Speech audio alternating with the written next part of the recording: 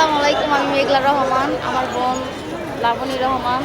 আমরা আসছি ভোট দিতে, জীবনের ফার্স্ট ভোট দিতে চলে আসলাম। সকাল কালকে থেকে প্রিপারেশন নিতেছি কী করবো এই হাল।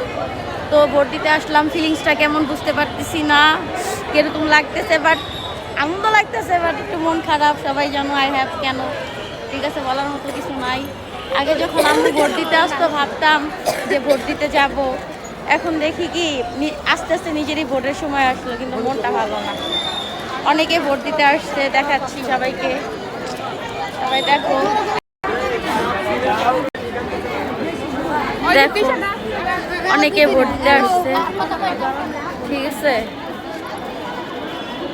এইটা আমাদের স্কুল কলেজ, এটাতে পড়তাম, বাট এখন পড়ি না।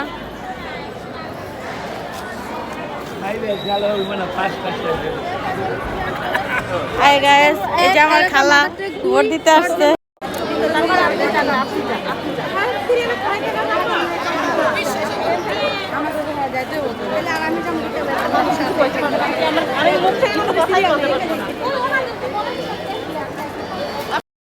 গাইস, সে একটা অনুভূতি, আব্দুল স্কুলের সামনে দাঁড়া দিয়েছি ভোট দেওয়ার জন্য, সেই অনুভূতি আমাদের কাছে এখন। আজকের অনুভূতিটা কি এই বুঝাতে পারবো না। জীবনের প্রথম এই যে ভোট দিয়ে আসছি, তাও প্রথম দেখে বুঝতে পারি নাই আমার আপু সিগনেচার দিছে, আর আমি টিপস আপ বেডি আমার আবাল বানাই দিছে। টিপস আপ দিতে হয় না, সিগনেচার দিতে হয়, কিন্তু বেডির বাচ্চা বেডি আমার টিপস আপ দিয়েছে।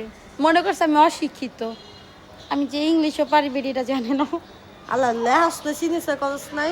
না, বেডি আমার টিপস আপ দিয়েছে, আবাল বাচ্চা আবাল। আমার মনে হচ্ছে যে আরো ঠুয়াই আই। আল্লাহ কি কহে দেখতেছি সিগনেচার জীবনটা বেদনা। তার বাপের মতো তোর মূর্খ বানাই দিল। তোর আব্বাই কই গেছে ভোট দিতে? আবার মনে বাসা বকতেছে বাসার মধ্যে। এই তোর আব্বাই অন থেকে গাইস ভোট দিলাম শেষ, 5টা বছর পর ভোট দিলাম গাইস। কেমন যে আনন্দ লাগতেছে গাইস।